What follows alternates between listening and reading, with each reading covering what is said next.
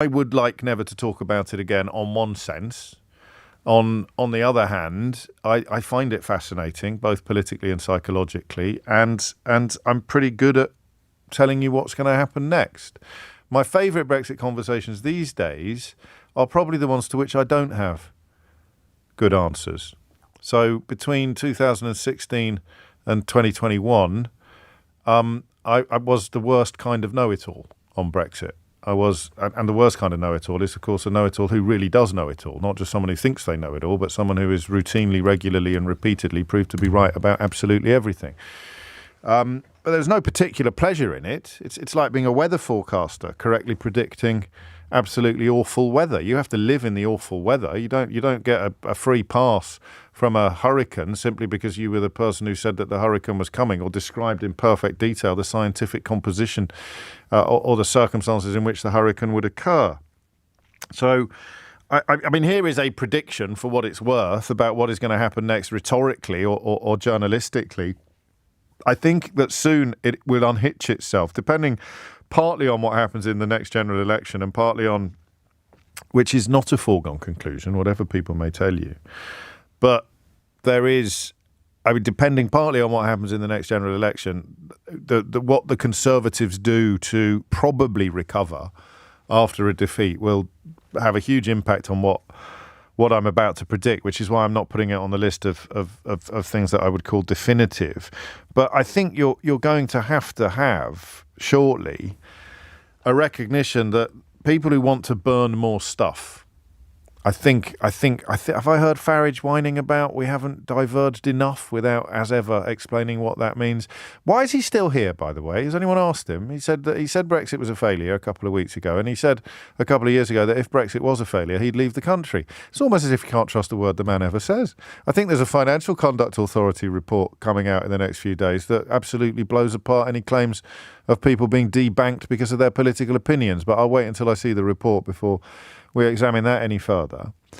You have people who just want to burn more stuff down. This is really scary, right?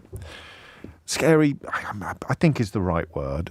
Not so much in the context of we should diverge more, because that is now shouting into the ether. Diverge from what?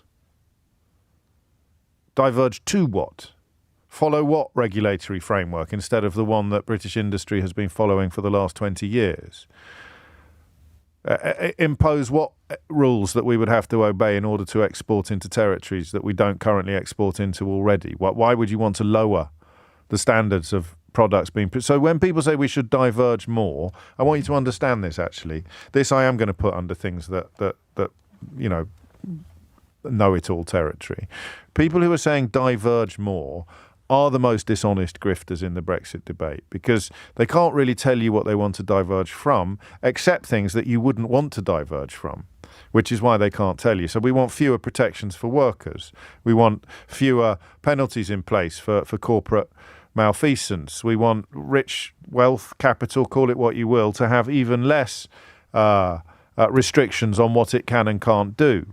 So that's what they mean by diverge. And it doesn't really make any sense, except perhaps in the sort of upper echelons of the hedge fund universe. The problem, the other part of that constituency, the people who just want to carry on burning stuff, are turning their attention next, as you know, to the European Convention on Human Rights, one of Winston Churchill's proudest legacies.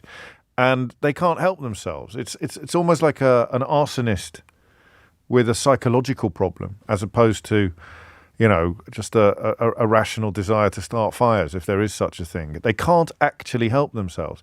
If you've burnt everything behind you and none of the stuff that you thought would happen has happened, you have very little choice but to carry on setting fire to more stuff that you never actually intended to set fire to in the first place.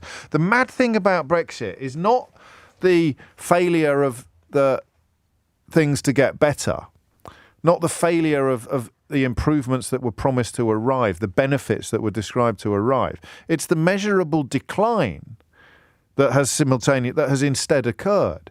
The things that have got worse, obviously worse, whether you're talking about musicians touring or whether you're talking about the difficulties of exporting or whether you're talking about the fact that it's still not finished. We still haven't got the measures and checks in place at our ports that will have to be imposed upon goods coming into this country. And when they are imposed, everything gets even worse.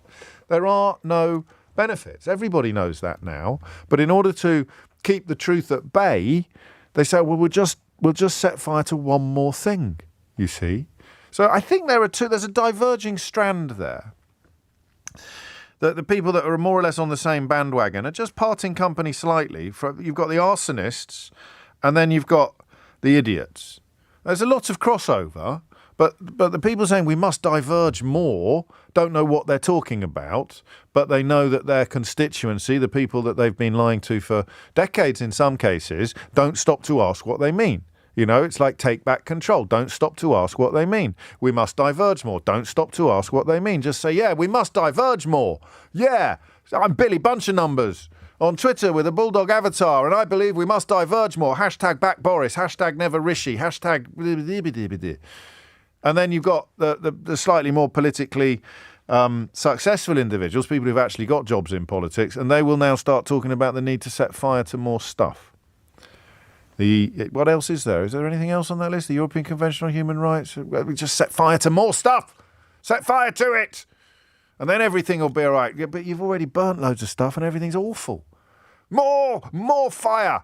We need fewer rules governing what can be pumped into our rivers. We need to get rid of the rules that require house builders to actually provide some sort of environmental protections against water. We've already done that. Michael Gove did that. Oh, okay. So burn it.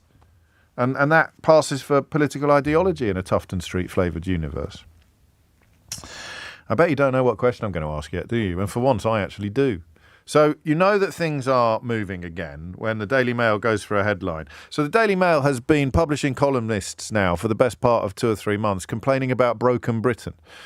They're on my payroll, actually. They're all secretly mustering interest in my imminent volume. It's out in 6 weeks, How They Broke Britain. One thing I was not expecting to happen, I have to be honest with you, when I even finished it not long ago, was the Daily Mail columnists, particularly the one that used to be married to Michael Gove, queuing up to announce that Britain is actually broken.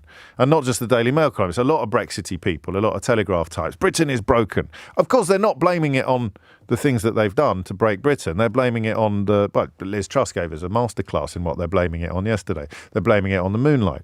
They're blaming it on the sunshine. They're blaming it on the Bank of England. And they're blaming it on the boogie. Oh, and the Labour Party and the media and the BBC. Blaming it on everything, really, under the sun, except the people whose fingerprints are actually all over the unfolding disaster. So you know things are moving when you get this. Proof you can't trust Starmer on Brexit. OK, what they're scared about now, these pearl-clutching ninnies. As Sir Keir vows to rewrite deal with EU ahead of meeting with Macron today, Tories warn he'll surrender hard-won sovereignty. So 2 things occur to me. The first, some idiot Tory saying wibble, wibble, wibble, wobble, wibble is not actually proof of anything. A Tory saying he's taking away a sovereignty is not proof that you can't trust Starmer on Brexit. Because the reason why they know that Keir Starmer would like to rewrite our deal with the EU is because Keir Starmer has told them that he would like to rewrite our deal with the EU. Oh, you can't trust him. He wants to rewrite our deal with the EU. How do you know that? He told us. That's not untrustworthy behaviour. If I say to you, I'm going to go to Pret a Manger for my lunch, and then you find me in Pret a Manger eating my lunch, you can't march up to me and say, that's why I don't trust you, sitting in Pret a Manger, eating your lunch. That's why I don't trust you, O'Brien. Yeah. I said, I told you I was going to... How did you know I was going to be here? Well, I heard it on the radio earlier. But how can you not trust me? This is reasons to trust... All right, so that's reason number 1. Reason number 2 is the sheer madness of simultaneously complaining about what's happened and complaining about somebody at least publicly announcing he'd quite like to make things better. Keir Starmer was accused of a Brexit betrayal last night after vowing to rewrite the UK's deal with Brussels. These people are queuing up to complain about the UK's deal with Brussels, and yet vowing to rewrite it is also a problem. He's meeting Emmanuel Macron, the French president, and here's the bit you weren't expecting. It's 16 minutes after 11. You're listening to James O'Brien on LBC, and he's wasting his time. We are now entering the period in which the Labour Party come to understand that we are not special. It breaks my heart, this, actually, because I know there's a big Rejoin March unfolding on Saturday, and we'll be speaking to the rather wonderful organiser of it on the programme tomorrow. And I am not going to rain on their parade. Crikey, almost literally. There you go. That's why it's a figure of speech, isn't it?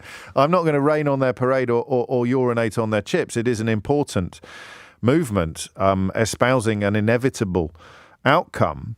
But in terms of where we are now, well, I'd refer you to a rather splendid piece in the New Statesman today by a man who knows of what he speaks. He's a director of Euro Intelligence, Wolfgang Munchau, and he points out it is simply not possible to achieve a better deal outside of the single market and the customs union. And Keir Starmer is absolutely adamant that we're not going back into the single market or the customs union. So, albeit that the Daily Mail is clutching its pearls, spitting its dummy, whatever you want to call it, I don't know what he should do.